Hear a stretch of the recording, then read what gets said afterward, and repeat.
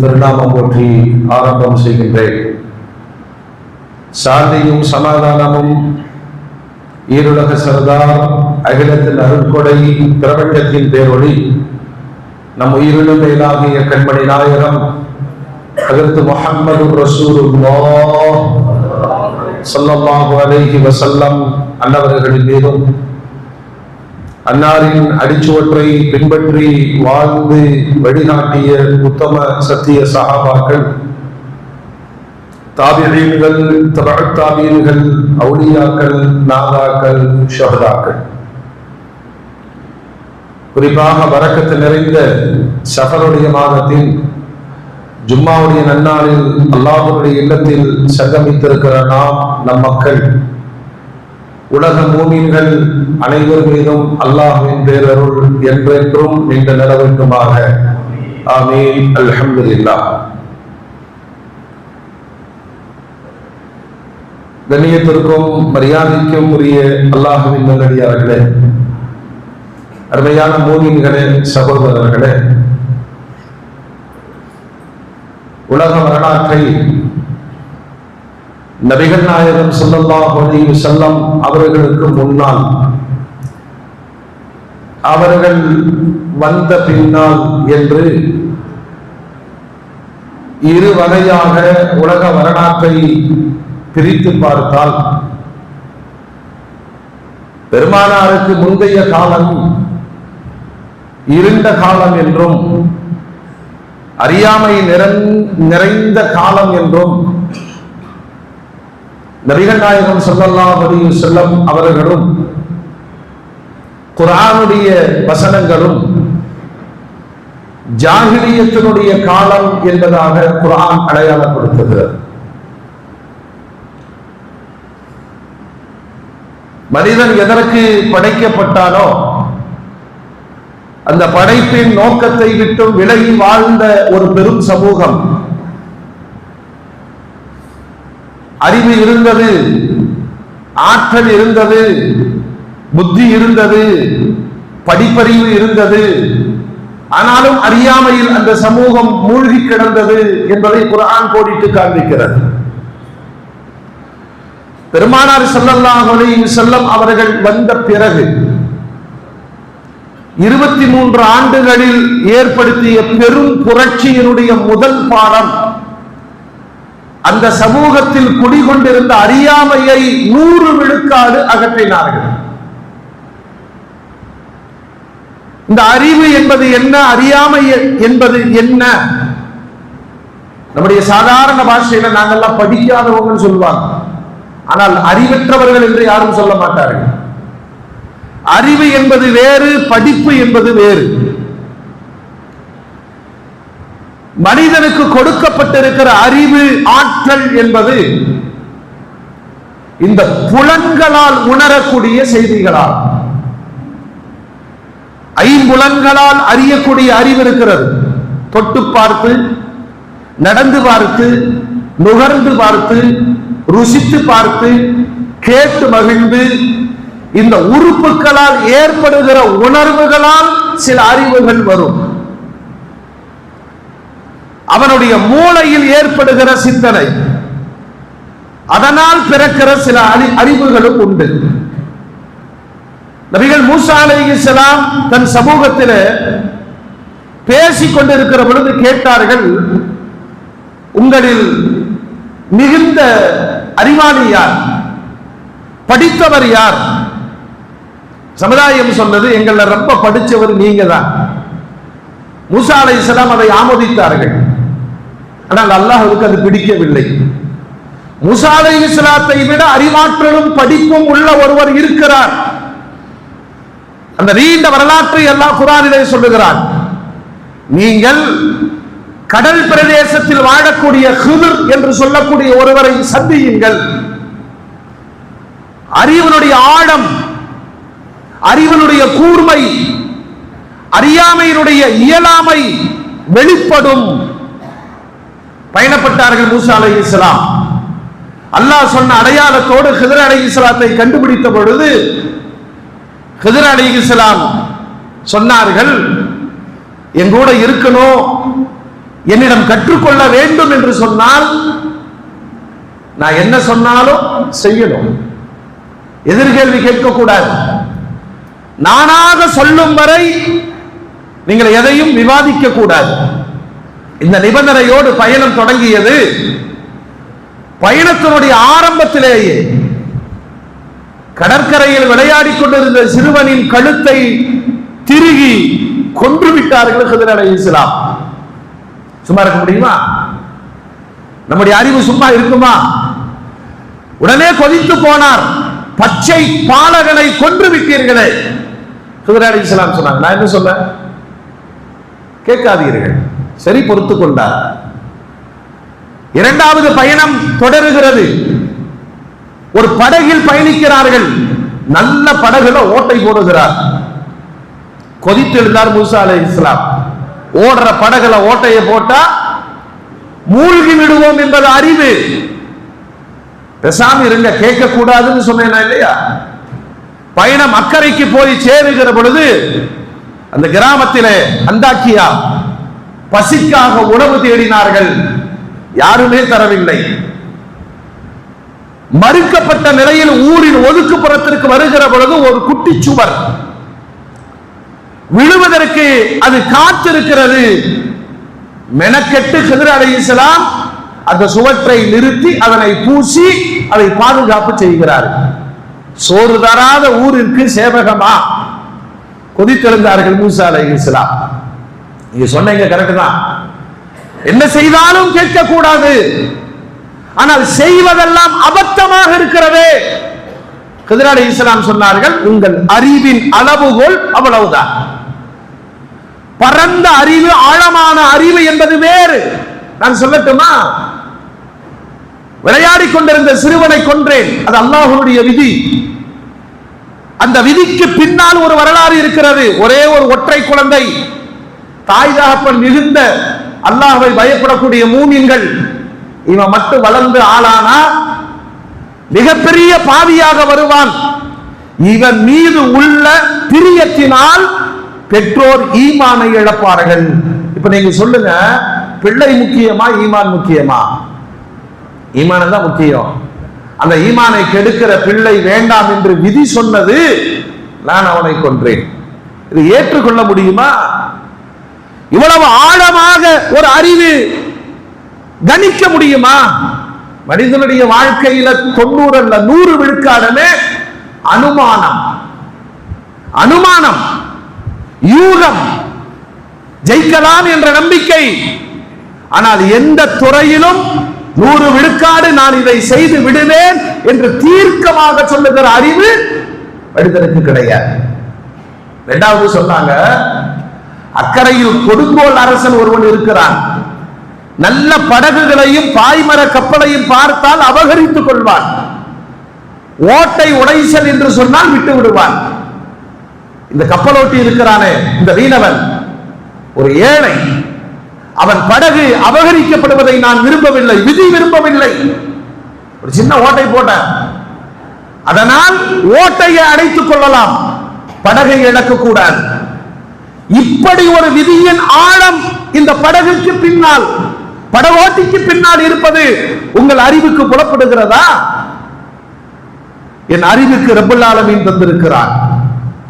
மூன்றாவது சொன்னார்கள், சோறு தராத ஊருக்கு சேவகமா? சோறு தரல அப்படிங்கிறது அவர்களுடைய நிலைப்பாடு. ஆனால் இந்த குட்டிச்சவருக்கு கீழ் ஒரு வரலாறு இருக்கிறது. பெற்றோர் இருவரும் மரண தருவாயிலே தங்கள் பிள்ளைகளை பயந்தார்கள். நம்முடைய மௌத்துக்கு பிறகு குழந்தைகள் அனாதையாகி தெருவில் நின்று விட்டால் என்ன செய்வது? அதனால் இருக்கிற காசு பணங்களை எல்லாம் ஒரு இடத்தில் புதைத்து வைத்து அதன் மேல் சுவற்றையும் கட்டி அல்லாஹ்விடத்தில் துஆ செய்தார்கள். யா அல்லாஹ், எங்கள் பிள்ளைகள் அனாதையாகி விடக்கூடாது, தெருவில் நின்று விடக்கூடாது. அவர்கள் பருவம் எய்தும் காலத்தில் அவர்களுக்கு சேர வேண்டியதை ஒப்படைத்து விடு என்று யார்கிட்ட ஒப்படைச்சாங்க? அல்லாஹ்விடம் ஒப்படைக்கப்பட்ட அமானிதம் வீண் போகலாமா? அது பறி போகலாமா? அது களவாடப்படலாமா? எனவே அந்த பெற்றோருடைய நம்பிக்கைக்காக ரப்பல் ஆலமீன் அதை பாதுகாக்க சொன்னான். சோறு தராத ஊருக்கு நான் சேவகம் செய்தேன் என்பதற்கு பின்னால் 2 அனாதை குழந்தைகளின் சொத்துக்களை பாதுகாக்கிற அறிவு ரப்பிடமிருந்து கிடைத்தது. மூமின்களே, அனுமானிக்கிற, அவதானிக்கிற, யூகிக்கிற, நம்புகிற, சந்தேகப்படுகிற நிலையில் தான் மனிதனுடைய அறிவு இருக்கிறதே தவிர தீர்க்கமாக அதனை பயணிக்க முடியாது. அதனாலதான் தன் அறிவுக்காக மனிதன் நிறைய மூட நம்பிக்கைகளை, தன்னுடைய அறியாமையை நியாயப்படுத்துவதற்காக மூட நம்பிக்கைகளை வாழ்க்கையில் நுழைத்துக் கொண்டார். பெருமானாருடைய வார்த்தை எவ்வளவு ஆழமானது பாருங்க, எவ்வளவு ஆழமானது. ஹஜ்ஜத்துல் விதா, ஹஜ் செய்கிற பொழுது அரபாத் பெருவழியிலே நிறைய செய்திகளை உலகத்திற்கு சொன்னார்கள். என்ன சொன்னாங்க தெரியுமா? அறியாமை காலத்தில் நீங்களாக ஏற்படுத்தி கொண்ட அறிவு என்று நினைத்த முட்டாள்தனங்கள், அறிவு என்று நினைத்த முட்டாள்தனங்கள், ஆனால் அவைகள் அனைத்தும் அறியாமை, என்னுடைய காலடியில் போட்டு நான் புதைத்து விட்டேன் என்று பெருமானார் சொன்னார். நல்லது நினைச்சு கெட்டதை செய்வது இருக்கா இல்லையா? அறிவு என்று நினைத்துக் கொண்டு அறியாமையை செய்துவிட்ட ஒரு சமூகத்திற்கு பெருமானார் சொல்லிக் கொடுத்தார்கள், முதல்ல உங்களுடைய கொள்கையை சுத்தம் செய்யுங்கள். எந்த கொள்கை? இறை கோட்பாடு. நீங்க யார வணங்குறீங்க? பார்ப்பதையெல்லாம் வணங்குகிறீர்கள். வணக்கத்திற்குரியவன் அதை திரும்ப திரும்ப 23 ஆண்டுகள் பெருமானார் சொன்னதோடு மட்டுமல்ல, படைப்பிற்கென்ற பலகீனங்கள் நீங்கள் வணங்குகிற எல்லா தெய்வங்களிடத்திலேயும் இருக்கிறது. குர்ஆனுடைய பாஷையில சொன்னா, தன் மீது அமருகிற ஈயை கூட தட்டிவிட முடியாத பலகீனத்தில் இருக்கிற கற்கள் எப்படி கடவுளாகும்? பழைய காலத்து செய்தியை பெருமானார் சொல்வாங்க. அரபுகள் சமூகத்துல மண்டி கடந்த மூட நம்பிக்கைகளில் ஒன்று, எதா இருந்தாலும் சரி குறி கேட்பார்கள். யார்கிட்ட போய்? கற்களிடம். ஒருத்த போய் கேட்கிறான், என் தந்தையை ஒருவன் கொன்று விட்டான், அவனை பழிக்கு பழி வாங்கலாமா? அவனே சீட்டி வச்சுக்கிறான், வாங்கலாம், வாங்கக்கூடாது. அவனே சீட்டு எழுதி வச்சுக்கிறான், மன்னித்து விடலாம், குலுக்கி போட்டு எடுக்கிறான். 3 முறையும் அந்த குழுக்களில் வருகிறது, பழி வாங்க வேண்டாம், பழி வாங்க வேண்டாம், பழி வாங்க வேண்டாம். அவனுடைய கொள்கை இந்த கற்கள் தன்னை படைத்த இறைவன் என்ற மோசமான ஒரு மூட நம்பிக்கை. ஆனா பாருங்க, அவனுக்கு பாதிப்பு என்றவுடன் அவன் அந்த கல்லிட்ட சண்டை போடுறான். உங்க அப்பனை கொன்றிருந்தா நீ இப்படி சொல்லுவியா? என் தந்தையை கொன்றவனை பழி வாங்க வேண்டும் என்று நான் குறி கேட்கிறேன். யார்கிட்ட சண்டை போடுறான் சொல்லுங்க? தன்னை படைத்தவன் என்று நம்பி கற்களுக்கு முன்னால் போய் நின்ற அறியாமை அதட்ட கேட்கிறான், நம்பிதான் கேட்கிறான். ஆனால் அது ஒரு பதில் சொல்வதாக இவன் நம்புகிறான். பிறகு உங்க அப்பனுக்கு நடந்திருந்தா நீ இப்படி ஏத்துக்கிறியா? இந்த அறியாமையை பெருமானார் போக்குகிறார்கள். ஒவ்வொரு சாவி இடத்திலும் பெருமானார் விவாதம் செய்தார்கள், பேசினார்கள். உன்னை படைத்தவன் யார் என்று யோசி. அதாவது விஞ்ஞானத்தினுடைய உச்சத்தில் உலகம் பயணிக்கிறது. ஏஐ டெக்னாலஜியில இனிமேல் மனிதர்களே தேவையில்லை. எல்லா துறையிலும் விஞ்ஞானத்தினுடைய உச்சம். கொந்தளித்த ரஷ்யாவினுடைய பூகம்பம் என்ன செய்ய முடிந்தது சொல்லுங்க? என்ன செய்ய முடிந்தது? பலகீனத்தில் விக்கித்து நிற்கிறான் மனிதன். வருகிற சுனாமியை, நிலநடுக்கத்தை, வெள்ளப்பிரளயத்தை தடுக்க முடியுமா? இந்த கேள்விக்கு பின்னால் இதை நிகழ்த்துபவன் யார் என்ற ஒரு பாடத்தை குர்ஆன் முன்வைக்கிறது. இந்த சம்பவம் எப்படி நடந்தது? இந்த கடலை ஆக்ரோஷமாக பொங்க வைப்பவன் யார்? அப்படியே நிலத்தை புடிச்சு ஆட்டி படைப்புகளை எல்லாம் பலகீனப்படுத்தக்கூடியவன் யார்? இந்த கொள்கைகளை தான் குர்ஆன் முதல்ல வச்சது. உங்கள் கொள்கைகளை நீங்கள் தெளிவுபடுத்துங்கள். லா ஹவுல, சொல்லுங்க, லா ஹவுல வலா குவத இல்லா பில்லாஹ். எதுவுமே அல்லாஹ் இல்லாமல் நடக்காது. மிக தெளிவாக பெருமானார் சொல்லிக் கொடுத்துக் கொண்டே வந்தார்கள். அஞ்ஞான காலத்தில் இருந்த அறியாமையை பெருமானார் ஸல்லல்லாஹு அலைஹி வஸல்லம் ஒவ்வொன்றாக சொல்லி, அறிவுனா என்ன அப்படின்னா, மூசா அலைஹிஸ்ஸலாத்திடம் கிதர் அலைஹிஸ்ஸலாம் கடைசியில சொன்னாங்க, இந்த பயணத்துல நீ பார்த்த காட்சிகள் 3, நான் சொன்ன விளக்கங்கள் 3. தஃசீர்கள் எழுதுறாங்க, கிதர் அலைஹிஸ்ஸலாம் செயல்பட்டது அல்லாஹ்வுடைய ஆணைப்படி. அதனால அந்த தாய் தகப்பனுக்கு பிறகு ஒரு குழந்தை பாக்கியத்தை அல்லாஹ் தந்தான். அந்த குழந்தையின் வழியாக 70 நபிமார்கள் பிறந்தார்கள். 2035 என் குடும்பம், என் சந்ததிகளுக்கு என்ன நடக்கும் என்னால் தீர்மானிக்க முடியுமா? கணிக்க முடியுமா? ஆனால் முடிவு செய்து வைத்தவன் அல்லாஹ். அந்த அறிவை பெறுதல் தான் அறிவு. அதனால பெருமானாருடைய பிரச்சாரங்களை நீங்கள் எங்கு பாருங்கள், நான் சொல்றேன் நீங்க கேளுங்க, எங்க பெருமானார் பேசல. அப்படி பேசியிருக்காங்களா? நான் சொல்றேன் கேளுங்க, அல்லாஹ் சொல்லுகிறான் கேளுங்கள். இந்த இடத்துல ஒண்ணு புரியணும், அறிவு என்பது நம்மள்கிட்ட இருக்கிற அறிவு அல்ல. அறிவுங்கிறது சொல்லுங்க, அப்படி பார்த்தீங்கன்னா ஒருத்தருக்கு ஒருத்தர் அறிவாளி, ஒருத்தருக்கு ஒருத்தர் முட்டாள். ரைட்டா? இது கூட தெரியாதா? நீ அதை படிச்சிருக்கிற, அதை தெரிஞ்சிருக்கிற, அந்த விஷயத்தில் நீ அறிவாளி. இப்ப எல்லாரையும் அறிவாளி என்று சொல்ல முடியுமா? எல்லோரையும் முட்டாள் என்று சொல்ல முடியுமா? அதனாலதான் மூசா அலைஹிஸ்ஸலாத்திற்கு கிதர் அலைஹிஸ்ஸலாம் விளக்கி சொல்வார்கள், நீங்க பார்த்த பார்வையில இந்த அறிவு, ஒரு குழந்தையை கொன்றதும், ஒரு படகில் ஓட்டை போட்டதும், உதவாத ஊருக்கு உபகாரம் செய்ததும் உங்க அறிவு தப்புன்னு சொல்லுது. என் அறிவு நியாயம் சொல்லுது. என் அறிவு அல்ல. நபிகள் நாயகம் ஸல்லல்லாஹு அலைஹி வஸல்லம் அறிவை வெளியிலிருந்து எடுத்தார்கள். அறிவுங்கிறது என்ன தெரியுமா? அல்லாஹ்விடம் இருந்து நீங்கள் அறிவை பெற வேண்டும். சாதாரணமாக இமாம் அபூ ஹனீஃபா ரஹ்மத்துல்லாஹி அலைஹி ஒரு பஞ்சாயத்து சொன்னாங்க, நீங்க சொந்த அறிவை வச்சுதான் மார்க்க தீர்ப்புகள் கொடுப்பதாக பேசுகிறார்களே.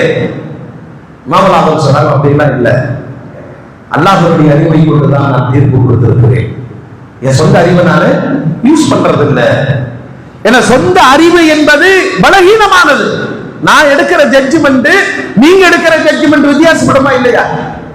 என் அறிவு வேறு, உங்கள் அறிவு வேறு. ஆனால் அல்லாஹ்வுடைய அறிவு நியாயமானது. சொல்லிட்டு புரிய வைக்கிறதுக்கு சொல்றாங்க, மலஞ்சலம் கழிச்சா என்னங்க செய்யணும்? ஒழு செய்யும், சுத்தம் செஞ்சுட்டு ஒழு செஞ்சால் போதுமானது, சுத்தம் ஏற்பட்டு. குளிப்பு கடமையான குளிக்க வேண்டும்.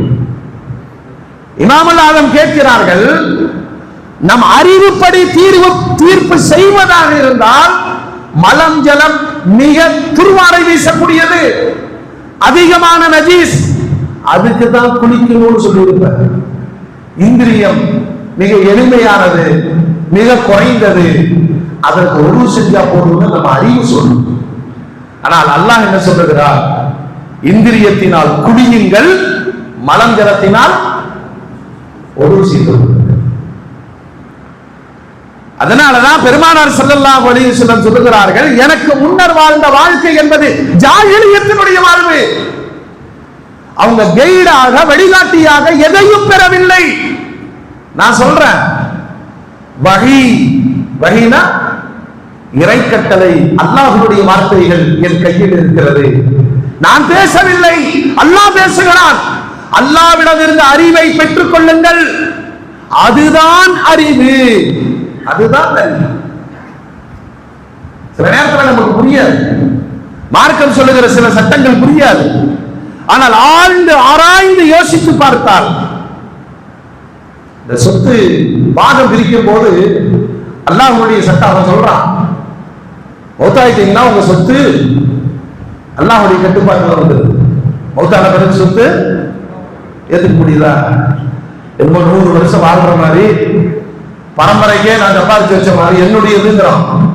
அரணா கயிறு உட்பட அறுத்து விட்டு அம்மனமாக கருவுக்கு அனுப்புவார்கள். உங்க சொத்தை பங்கு வைக்கிற அதிகாரம் அல்லாஹ்விற்கு இருக்கிறது.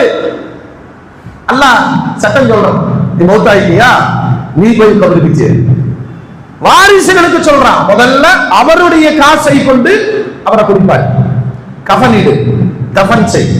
இரண்டாவது அவருடைய காசில் கடன் அற.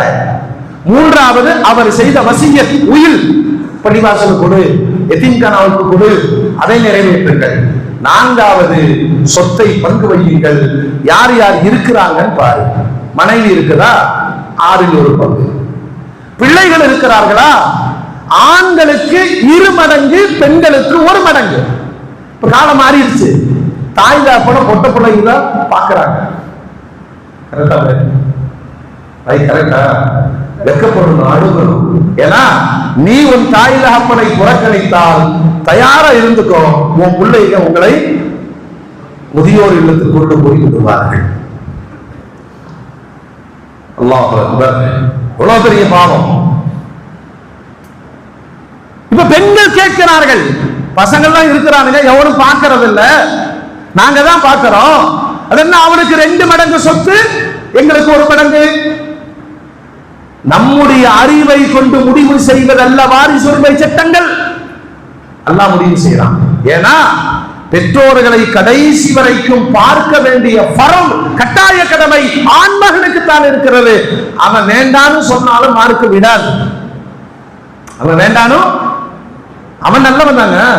அவங்க அத்தாவே அவன் பள்ளிவாசலை பார்த்து சலாம் சொல்லிக்கிறான், வீட்டுக்கு வந்துடாத, ஏண்டா மகனே நீ உனக்கு கட்டி வச்சில்ல, அதுதான் அதாபு. அதை மாற்ற சொல்லுகிறது மார்க்கம். நீ என்ன 1000 காரணங்கள் சொன்னாலும் என் தாய் என் தகப்பனை பராமரிக்கிற கடமை எனக்கு தான் இருக்கிறது. அதுக்கு உபகாரம் அல்லாஹ் சொல்றான், உனக்கு 2 மடங்கு வாங்கி.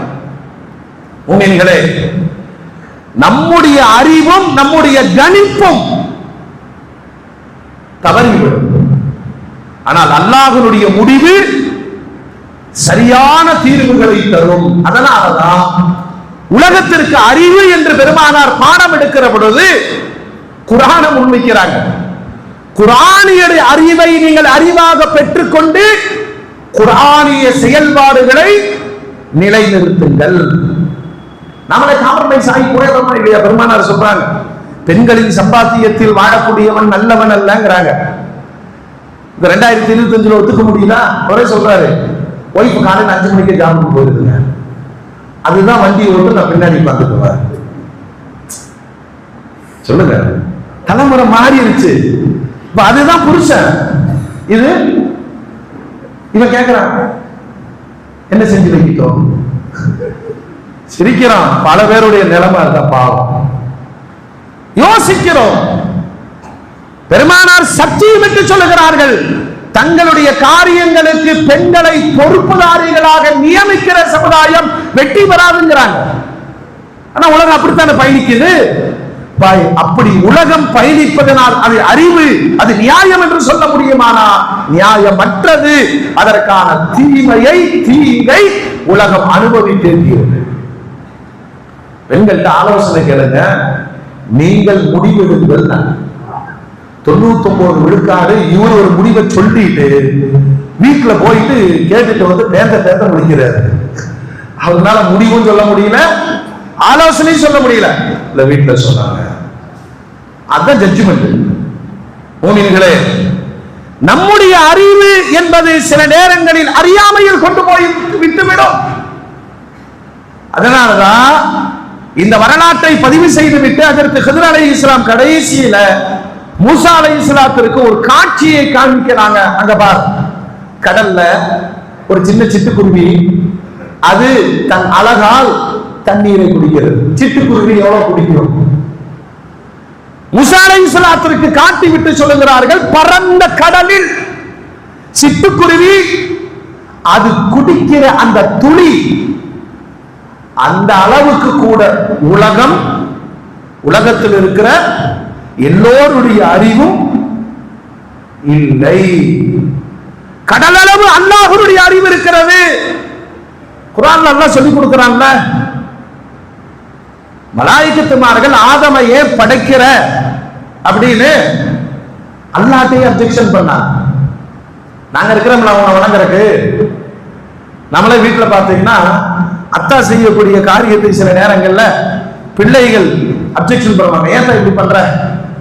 அவர் பண்ணுவது அவருடைய அனுபவம். இவர்கள் புற அறிவை வைத்து கணிப்பார்கள்.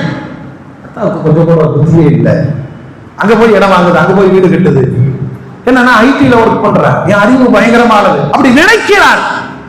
ஆனால் அவருடைய அனுபவம் வேறு. சொல்றாரு, போனாரே போன வேலை பாருங்க, எங்க இடம் வாங்கணும், எங்க வீடு கட்டணும் சொல்லுங்க. அல்லாஹ் சொன்னான், அல்லாஹ் சொன்னான் ஆதமை ஏன் படைக்கணும் எனக்கு தெரியும், உங்களுக்கு தெரியாது. சரி, அவர்கள் ஏன் ஆட்சேபனை செய்தார்கள் அப்படின்னா கணிப்பு. அவர் அங்க இடம் வாங்கினாரு, பார்த்தா குளத்துக்குள்ள சைட் போட்டிருக்காங்க, பிரச்சனை ஆயிடுச்சு.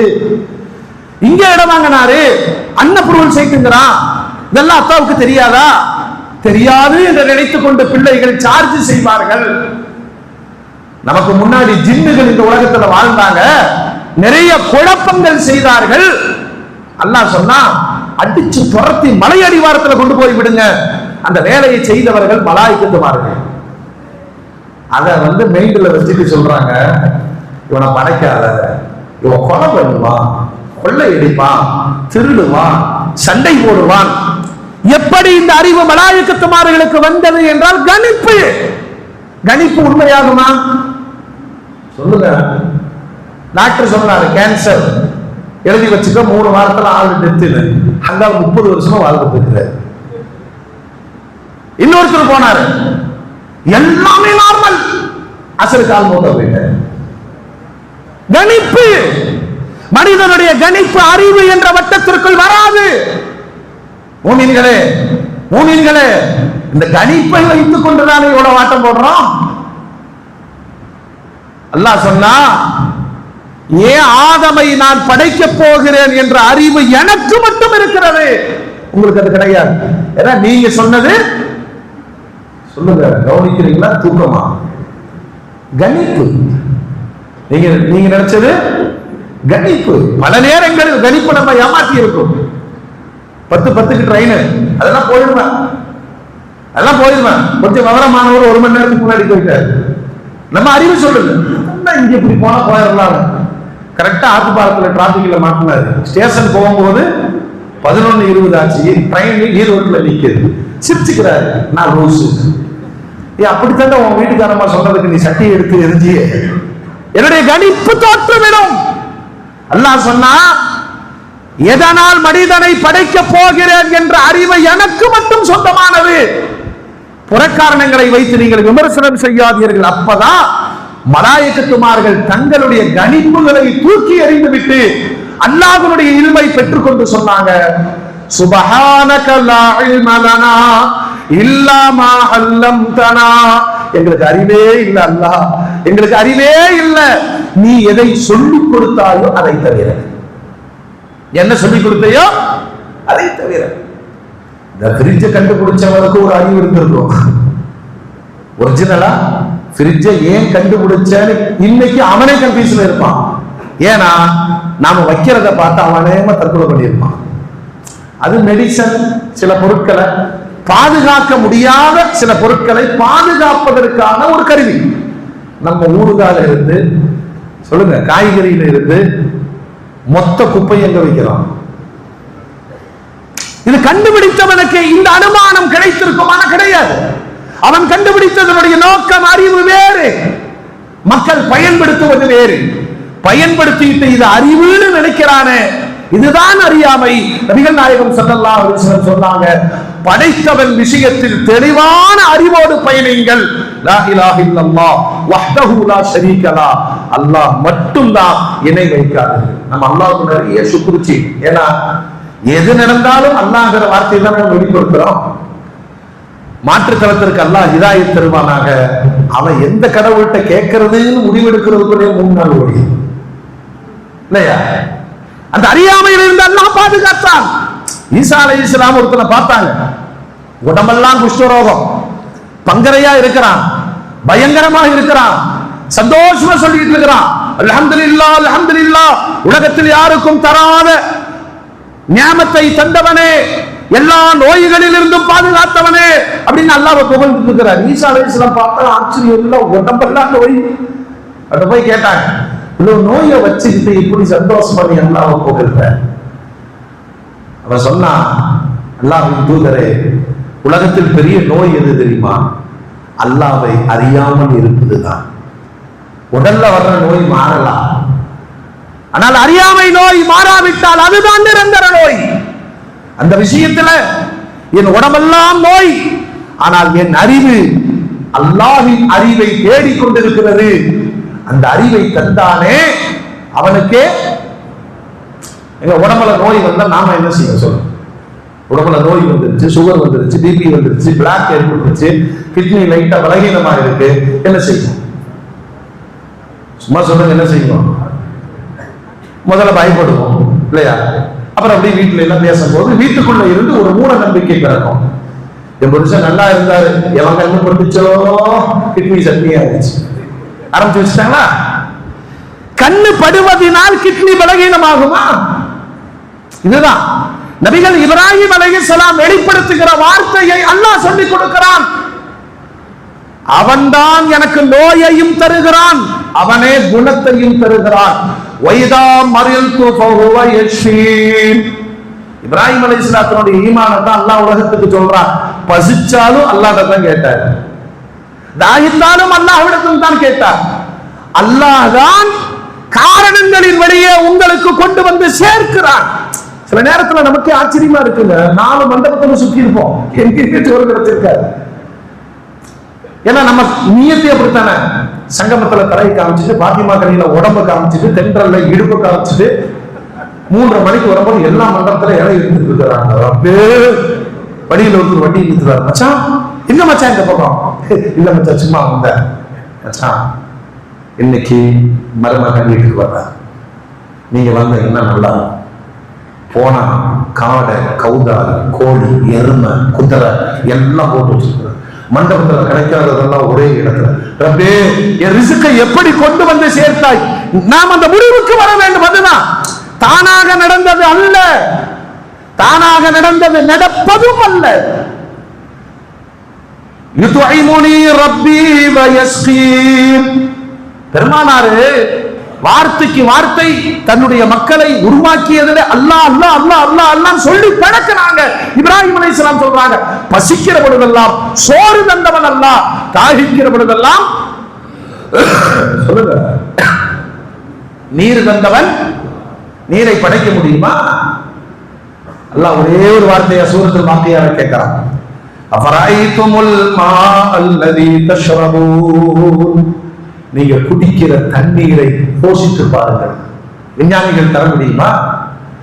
விஞ்ஞானத்தினுடைய உச்சம் தண்ணீரை பாலு மாதிரி ஆக்கி சேமிக்க முடியுமே தவிர தண்ணீரை படைக்க முடியாது, ஆக்க முடியாது. ஏதோ ஒரு சக்தி. அதனாலதான் பெருமானாருக்கு முன்னால் இருந்த காலம் ஜாஹிலியத்தினுடைய காலம். அவங்க அறிவு நினைச்சிட்டு நிறைய மூட நம்பிக்கைகளை உள்ள தூக்கி போட்டிருந்தான். நேர காபாவுக்கு வருவான், காபாவுக்கு வருவான், என் பிள்ளைக்கு கல்யாணம் நடக்கணும், அதுக்கு என்ன செய்யணும்? தவாப் செஞ்சு துவா செய்யணும் இல்லையா? ஆனா அவனுடைய அறிவு என்ன தெரியுமா? நிர்வாணமாக தவாப் செய்தால் உடனே அல்லாஹ் ஏற்றுக்கொள்வான். அறியாமையை அறிவு என்று நினைத்தார்கள். அதே வார்த்தை பெருமானார் சொன்னார்கள், அவுரத்துகள் மறைக்கப்பட்டு ஒதுவோடு தவாப் செய்து கேட்கிற துவாக்களை அல்லாஹ் ஏற்றுக்கொள்வார். அறிவு அறியாமை வித்தியாசப்படுதா? சொல்லுங்க, வித்தியாசப்படுதா? அல்லாஹ் தெளிவா சொல்றான், உனக்கு ஏதாவது நடக்கணும்னா எனக்கு குர்பானி கொடு, நேர்ச்சை பண்ணு. நேர்ச்சைகள் நல்லதாக இருக்கட்டும். நேர்ச்சைகள் சொல்லுங்க, எனக்கு மட்டும் வியாபாரம் நல்லா நடந்துருச்சுன்னு சொன்னா பக்கத்து வீட்டுக்கு தீ வச்சிடறா. நேர்ச்சைகள் நல்லதா இருக்கட்டும், மார்க்கம் அனுமதித்த பெருமானார் நேர்ச்சை செஞ்சிருக்கிறாங்க. ஏத்திகாப்பு இருப்பேன், நோம்பு வைப்பேன், 2 ரக்காத் தொழுவேன். மக்கா வெற்றி கிடைத்த பொழுது ஆயிஷா ரலியல்லாஹு அன்ஹா ரொம்ப வேகமா இருக்கிறாங்க. பெருமானார் கேட்டாங்க, என்ன ஆயிஷா காபாவுக்கு போறதுக்கு இவ்வளவு வேகமா இருக்கிறீங்க? யா ரசூலல்லாஹ், நான் மதீனாவிலே நேர்ச்சை செய்து விட்டேன், என் கணவராகிய உங்களுக்கு காபத்துல்லா வெற்றி வாகை வசப்படும் என்று சொன்னால் காபாவிற்குள் 2 ரக்காத்து தொழுவதாக நான் நேர்ச்சை செய்திருந்தேன்.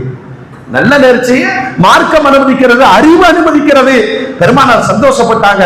ஒரு கணவருக்கு உபகாரம் இப்படித்தான் இருக்கணும், மனைவி இப்படித்தான். இந்த அம்மாவும் நம்ம அம்மாவும் நேர்ச்சி பண்ணது இந்த மாதிரி. என் கணவர் வியாபாரத்தை ஆரம்பிச்சிருக்கிறாரு, அதுல அவருக்கு சக்சஸ் ஆயிடுச்சுன்னு சொன்னா 2 பேருக்கு ரொட்டி சுட்டு கொடுக்குறாரு. சாப்பாடு நல்லது நல்லது, அதான் பிரச்சனை இல்லை. ஆனா இங்க வந்து மொட்டை அடிக்கிறேன். மார்க்கம் அனுமதிக்காத மூட நம்பிக்கைகள். பெருமானார் சொல்றாங்க, என் காலத்திற்கு முன்னால் எல்லா மூட நம்பிக்கை அதை அறிவு என்று நினைத்தார்கள். அறிவுன்னு நினைச்சா நான் அதை ஒழிச்சு தேங்குறாங்க பெருமானார். அல்லாஹ் நாடாமல், அல்லாஹ் நினைக்காமல், அல்லாஹ் உத்தரவிடாமல் அணுவும் கூட அசையாது நம்புங்கள். நான் உனக்கு தேவை இருந்தா நீ அல்லாஹ்வை கெஞ்சு. ஒரு மூமியினுடைய ஆயுதம் துஆ என்று பெருமானார் சொன்னார். அதனால அறிவுன்னு நினைச்சிட்டு அறியாமையில் விழுவதைத்தான் பெருமானார் ஹஜ்ஜத்துல் விதால வெளிப்படுத்துறாங்க. அறியாமை காலத்து மூட பழக்க வழக்கங்கள் அனைத்தும் என்னுடைய காலடியில் போட்டு புதைத்து விட்டேன் பட்டியலிடுறாங்க. மொழி ரீதியா சண்டை போட்டுக்கிறோம். இந்த பெரிய தமாஷ் என்னன்னா, அதுக்கு இஸ்லாமிய அங்கீகாரம் நாமளே கொடுக்கிறோம். மொழி என்பது ஒரு அடையாளம், அவ்வளவுதான், அங்கீகாரம் கிடையாது. இந்த மொழி பேசுறவங்க எல்லாம் சொர்க்கத்துக்கு போயிடுவாங்கன்னு இருக்கா? மொழி நாலேஜ். இங்க இருமொழியும் வேண்டாம், மும்மொழியும் வேண்டாம். 7000 மொழிகளை ஒருவன் கற்றுக்கொண்டாலும் அது அறிவு. ஆனா நம்முடைய அறியாம பாருங்க, ஒரு மொழியை என் பக்கத்துல வச்சுக்கிட்டு இந்த மொழி பேசக்கூடியவர்கள் எல்லாம் கொஞ்சம் என்ன பண்றோம், சுகர் கூட இருக்கிறவங்களா? எவ்வளவு அறியாமை அது! ஹஜ்ஜத்துல் விதாவில் பெருமானார் சொல்லுகிறார்கள், மொழிவாதத்தை நான் உடைக்கிறேன். லா ஃபதுல லி அரபியின் அலா அஜமி. என்னுடைய தாய்மொழி அரபி, என்னுடைய சொந்த சமுதாயம் அரபி.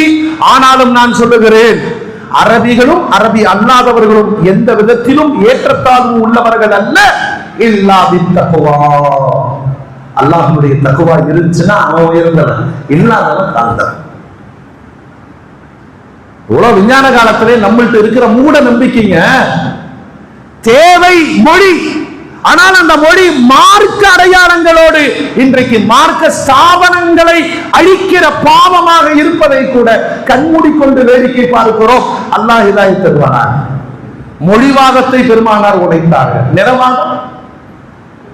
நிறவாதம் எந்த அளவு அந்த சமூகம் நிறவாத அறியாமை தானே. இந்த நிறத்தில் நான் பிறந்தேனா என்று ரப்பு படைத்தான். சொல்லுங்க, படைச்சா எல்லா நிறத்தையும் ஏத்துக்கணுமா இல்லையா? அதற்கு பிலாலை சொந்த சமுதாயம் கடுமையாக வெறுத்தது. அவங்க விமர்சிக்க பிலாலுக்கான அந்தஸ்தை பெருமானார் உயர்த்திக்கிட்டே போனாங்க. அரபிகள் வந்து சொன்னாங்க, முகமது, உங்கள் மீது எங்களுக்கு எந்த பிரச்சனையும் கிடையாது, இந்த அண்டங்காக்கையை அப்புறப்படுத்துங்கள், நாங்கள் அருகில் வருகிறோம். நீங்கள் வர வேண்டாம், பிலால் என்னுடைய நெருக்கம் பெற்றவர். பாக்குறீங்களா? அரபு சமுதாயத்தை கூட்டி வைத்துக் கொண்டு பெருமானார் பிலாலை காபாவுக்கு மேலே ஏறுங்கள். உலக வரலாற்றில் காபாவுக்கு மேல் ஏறி வாங்கு சொன்ன ஒரே தரம் மிக்க மனிதர் பிலால். அந்த இடத்தில் பெருமானார் நிறவெறியை உடைத்து எரிந்தார்கள். அது மூட பழக்கத்தின் அடையாளம். நம்மள்ட்ட இல்லையா? சொல்லுங்க, எங்க தொடங்குறோம் தெரியுமா? குழந்தை பிறந்துருச்சு, நார்மல் டெலிவரி, கொஞ்சம் கரெக்டா இருக்கா? நீ என்ன சொர்க்கத்துல இருந்தா வந்த? நம்மளே நிறவெறி இப்படித்தானே. மாப்பிளை பார்த்தாச்சு, சொல்றமா இல்லைங்களா? சொல்லுங்க, பொண்ணு கொஞ்சம் பாருங்க. இது என்ன? இது நிறவாதத்தை பெருமானார் உடைத்தெறிந்தார்கள். அல்லாஹ் அக்பர். ஏற்றத்தாழ்வுகள்ல வர்றது தொழில் சார்ந்த அளவீடுகள், தொழில் சார்ந்த அளவீடுகள். பாவம் வேற யார்த்தையும் பார்க்க வேண்டாம். பொண்ணோட அத்தா என்னங்க பண்றாரு? ரோட்ல பானிபூரி கடை பண்றான். ரோட்ல பானிபூரி விருத்தல் ஹலாலா ஹராமா? ஹலாலா சம்பாதிக்கிறாரு. இதை இழிவாக பேசுகிற அதிகாரம் யார் கொடுத்தது?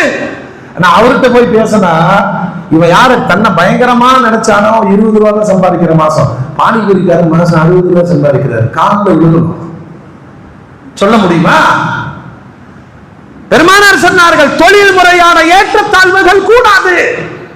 அந்த சமூகத்துல சுதந்திரமானவன் அடிமையானவன் அப்படிங்கறதெல்லாம் இருந்துச்சு. ஒரு அடிமை அபூதர் கிஃபாரியோடு இருந்தார். அதனால பக்கத்துல ரொம்ப நெருக்கமா உட்கார்ந்தவன அபூதருக்கு கோபம் வந்துருச்சு. ஏய், நான் யாரு? நான் நல்ல பெரிய ஆளுங்க, நீ பக்கத்துல வரலாமா அப்படின்னு நிறுத்தல. அடிமை பெண்ணின் மகனே அப்படின்னு கொஞ்சம் ஆபாசமா பேசிட்டார். அடிமை பெண்ணின் மகனே, இன்னொருத்துல அரபி அல்லாதவனே. அவருக்கு ரொம்ப மனசு துக்கிடுச்சு. சில சபைகளுக்கு எல்லாருமே அனுபவிச்சிருக்கேன். எங்கேயாவது இடத்துல நீங்க போனீங்கன்னா கொஞ்சம் வெளியே இருக்க, நான் கூப்பிடுறேன் அப்படின்னா அந்த மனம் இப்படி எல்லாம் இங்க எல்லாம் உட்கார்ந்து இருக்காங்க, அவங்க எல்லாம் முக்கியஸ்தர்கள், நீ வெளியே போ அப்படிங்கிற ஒரு வார்த்தை எவ்வளவு சுடும். பெருமானார் வந்து சொல்றாரு, அடிமை பெண்ணின் மகனே என்ன பேசிட்டாரு. என்ன இஸ்லாம்? பாரபட்சங்களை உடைத்திருந்த மார்க்கம் அறிவு மார்க்கம் சொன்னீங்களே ரசூலுல்லாஹ். அல்லாஹ்வுடைய ரசூல் அபூதர் கிஃபாரி பெரிய சஹாபி, பெரிய சஹாபி. அவரை அழைத்து சொன்னார்கள், என்ன செய்யறது, இஸ்லாம் உங்கள்கிட்ட வந்துருச்சு, ஆனா இன்னக இம்ரஉன் ஃபீக ஜாஹிலியா, நீங்க ஒரு மனுஷன், உங்கள்கிட்ட அறியாமை காலத்து மூடப்படக்க வழக்கம் இருக்கு. நான் கருப்பன், தொழிலால் உயர்ந்தவர்கள் தாழ்ந்தவர்கள், மாற்றுத்திறனாளி, எல்லோரையும் சப்பில ஒருங்கிணைத்து வைத்திருக்கிறேன். நீங்கள் பேச்சிலே வேதப்படுத்துகிறீர்களா? இது நம்மள்ட்ட இல்லைன்னு சொல்லுங்க. இங்க தொடங்கி ஒரு கட்டத்திலே நாட்களில் நேரங்களில் 25ல வாழ்றோம். விஞ்ஞான உச்சத்துல இருக்கு. இன்னமும் சொல்றானே நல்ல நேரம் பாருங்க. நான் சொல்லுவேன், கரெக்டா தஹஜ்ஜுதுக்கு 3:45 நிக்கா வை. ஊரே மௌத்தாய் கிடக்கும், நம்ம தான் நிக்கா போதும். எங்க தஹஜ்ஜுடைய நேரம் நல்ல நேரம் தானே, துஆ கபூல் ஆகிற நேரம் தானே. 4 நட்சத்திரம் குறி எவ்வளவோ. ஆனால் பெருமானாரிடம் ஒரு பண்பு இருந்தது, துர்க்குறியை ஒருபோதும் ஏற்க மாட்டார்கள். நற்குறி பார்ப்பாங்க. நற்குறி நான் தேடி போய் பார்க்கறதில்ல. வீட்டை விட்டு வெளியே போறோம், ஒருத்தர் கத்திட்டு இருக்கிறார், வெற்றி வெற்றி வெற்றி, அல்ஹம்துலில்லாஹ். நல்ல வார்த்தைகள் கேட்பதை பெருமானார் விரும்பினார்கள், அவ்வளவுதான். குறி பார்ப்பதல்ல. அந்த வருஷம் இப்ப பாருங்க, ஆடியை வியாபாரமாக்கிட்டாங்க. ஆனால் சில சமூகத்தினுடைய பழக்கங்களில் புதுமண தம்பதிகளை சேர விட மாட்டாங்க, இல்லையா? நற்காரியங்கள் செய்ய மாட்டார்கள், வீடு மாற மாட்டார்கள். அதற்கு அல்லாஹ் ஹிதாயத் தரட்டும். ஹிதாயத்தில் இருப்பவரே சொல்றாரு, சஃபர் முடியட்டும். சஃபர் முடிஞ்ச சொந்த வீடு வாங்கிருக்கீங்களா? சொல்லுங்க. சரி, கரண்ட் பில்லு கட்டணும். அவன் வந்து எழுதிட்டு போயிட்டான், மெசேஜ் வருது 20ஆம் தேதிக்குள்ள கட்டணும். சஃபர் மாதம் முடியட்டும், கட்டுதான். போட காலேஜில் அட்மிஷன் போட்டுருக்கான், லாஸ்ட் டேட் ஆடி முடியட்டுமே. ஹஜ்ஜுக்கான தேதி இறுதி செய்யப்பட்டிருக்கு, எதுக்கு சஃபர் முடிச்சுட்டு நான் போடுறேன், நீ போட்டு நீ தனியா போக வேண்டியது. நாட்கள் மாதங்கள் நேரத்தின் பெயரால் மூட நம்பிக்கைகளை திணித்துக் கொண்டு வாழ்க்கையை நீங்கள் மூடத்தனமாக ஆக்காதீர்கள். அல்லாஹ்வுடைய ரசூல் சொந்த சமூகத்துல பாருங்க, பெண்களுக்கு ஜமாத்து தொழுகை கடமையாக்கப்படுது, ஜும்மா தொழுகை கடமையாக்கப்படல, பெருநாள் தொழுகை கடமையாக்கப்படல. தொழுதால் கூடும், அவ்வளவுதான். அதையும் புரியாமையே கூட்ட கூட்டமா கூட்டிட்டு வர்றது அது வேற. ஏன் கபிரிஸ்தானுக்கு விடுறது இல்ல? நிதானம் இழந்து விடுவாரு. அதை நீங்க கவனிச்சீங்கன்னா, ஒரு மௌத்து வீட்டுல உட்கார்ந்து சிரிச்சுட்டு இருக்கிறாங்க, எல்லாம் அழுகணுமா இல்லையா? ஆனா அந்த ஜனாசாவை தூக்கும் போது சொல்லி வச்ச மாதிரி ஒரு ஒப்பாரி வரும்.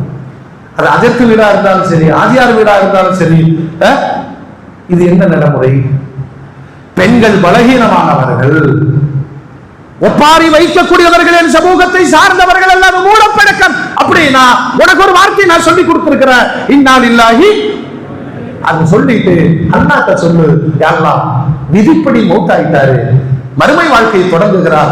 அவர் கபரு நல்லா இருக்கட்டும், அவருக்காக நான் துஆ செய்கிறேன். இந்த பொறுமை ஆண்களுக்கு வந்துவிடும், பெண்களுக்கு வராது. நீ கபரிஸ்தானுக்கு வந்தா தலை விரிச்சு போட்டு ஆடி பிரச்சனை பண்ணிடுவ, வராத. மூட பழக்க வழக்கங்கள் பெருகிவிடும் என்ற காரணத்தினால் ஒரு இனத்தாருக்கு பெருமானார் சலுகைகள் சொல்லுகிறார்கள் என்றால் மூட பழக்கங்கள் வரக்கூடாதுங்கிறது காரணம்.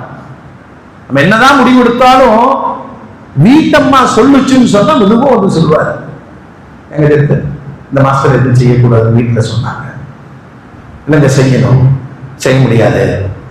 ஏன்னா இப்போதைக்கு அவங்களுக்கு நபி யாரு? மீற முடியாது. அந்த அம்மா இந்த மாசம் வீடு காலி பண்ண முடியாது, ஒன்ன காலி பண்ணிடுவாங்க. எஸ், எல்லாம் வெளியே தான். இந்த அறியாமையை அங்கதாங்க ஆதம் அலைஹிஸ்ஸலாத்தை ஏமாற்ற முடியாத நிலையில அப்பாவை ஏமாத்தி சாப்பிட வச்ச யாரு? ஆமா, ஜும்மா நடக்கும் போது இங்கிலீஷ் வீட்டுக்கு போயிடறான். அதனால அப்படித்தான் சொல்லுவாரு, நீ டவர் நீ பாத்து இல்லங்க அது அப்படித்தான் சொல்லலாம் தெரியாது, அது அப்படித்தான். இப்ப மாப்பிள்ளையும் பொண்ணும் பார்த்துக்க கூடாது. இல்லம்மா பயான் அந்த கத்துக்கிறாரு, அவரே அப்படித்தான் செய்ய போயிட்டாங்க. வீட்டுல ஜெயிக்க முடியாது. தன் மனைவிமார்களின் வழியே பெருமானார் திரும்ப திரும்ப சொன்னார்கள், சஃபர் மாதத்தை கெட்டதாக கருதி நற்காரியங்களை நீங்கள் தள்ளி போடாதீர்கள். என் மகள் பாத்திமாவுக்கு நான் சஃபருடைய மாசத்தில் திருமணம் வைத்து உலகத்திற்கு பாடம் சொன்னேன். சஃபரில் உங்க பாஷையில சொல்லிக்கிட்டா ஆடியில வைக்கிற கல்யாணம் உருப்படாம போயிருங்கிற நம்பிக்கையை தகர்த்து விடுங்கள். எப்படிக்கு நான் வச்சேன், நானும் திருமணம் முடித்தேன். நற்காரியம், வீடு இடம் வாங்கியாச்சு, போர் போதும். என்ன செய்யணுங்க சொல்லுங்க, என்ன செய்யணும்? ஃபஜ்ர் தொழுதா போய் போர் போட வேண்டியதானே? எதுக்கு கொஞ்சம் கேலண்டர் பார்த்து அப்படியே அதை அடிச்சது மனுஷன் தான்பா. பெருமானார் சொல்லிட்டாங்க, ஃபஜ்ர் தொழுது விட்டால் பரக்கத்து. திங்கள் செவ்வாய் புதன் வியாழன் வெள்ளி ஞாயிறு, ஓகே ஃபஜ்ர் தொழுதா. உலகத்தின் முதல் பள்ளிவாசல் தக்வாவுடைய பள்ளிவாசல், அல்லாஹ்வே சான்று கொடுத்தான். மதீனாவில் இருக்கிற குபா மஸ்ஜித். நம்ம வீட்டுக்கே இவ்வளவு நேர காலம் பார்க்கிறோமே, பள்ளிவாசல் கட்டுறதுக்கு பெருமானார் தேர்ந்தெடுத்த நாள் மாதம் எது தெரியுமா? இந்த சஃபருடைய மாதத்துல தான் அதற்கு அஸ்திவாரம் இட்டு பள்ளிவாசலை கட்டி முடித்தார்கள். வரலாறு சொல்லுகிறது. மோமின்களே, அன்றைக்கு இருந்த அறியாமை, அறியாமையினால் வந்த அறியாமை, நம்ம காலத்தில் இருக்கிற அறியாமை, அறிவு என்ற பெயரில் இருக்கிற, ஆமா இதெல்லாம் அறிவுங்கிறான்.